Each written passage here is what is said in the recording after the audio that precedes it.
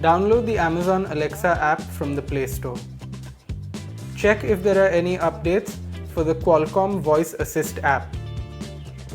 Launch the Alexa app. Log in with your Amazon ID.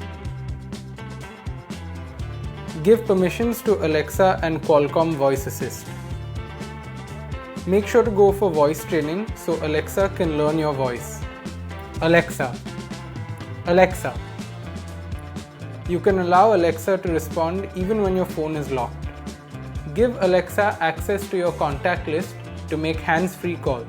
Here is the Alexa home screen. Now you're all set. Why not ask Alexa a question?